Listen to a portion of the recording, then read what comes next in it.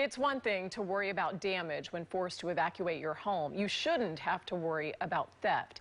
That's why Tampa's police chief issued a warning today that committing crimes during a state of emergency will result in stiffer penalties. Justin Shecker joins us live tonight in Ybor City. And Justin, I guess this serves as a sort of burglar beware warning.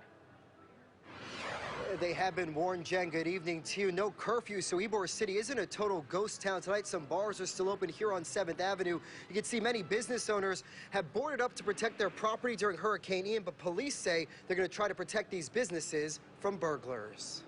As Hurricane Ian inches closer to Florida, primarily worried about my business, which is why Carlos Hermida is trying to protect his 7th Avenue storefront. Right now we're building a frame that will act as a skeleton to put up the plywood that would protect these big glass windows. After heavy rain flooded Ybor City streets in early June, Hermida says other business owners are taking the threat of Ian seriously. Especially the ones that have really felt the heat from COVID, really want to protect and stay open and want to make sure that this isn't going to affect their business in the long term. With families evacuated and businesses boarded up across Tampa, there will be a ton of police officers out there patrolling the communities and the neighborhoods. Sergeant Ronnie Hill is in charge of District 3, which includes Ybor City. You will see a lot of cop cars out there being proactive and just making sure we patrol the business districts to make sure they're not targeted during the time of the storm. And then there's a stern warning from Tampa Police Chief Mary O'Connor. Any of the crimes that are committed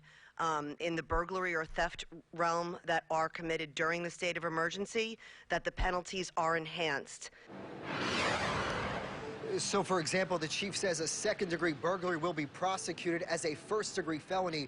Also, any arrested suspect will likely spend more time in jail waiting to see a judge while the courts are closed. We're live tonight in Ybor City. I'm Justin Shecker, 8 on your side.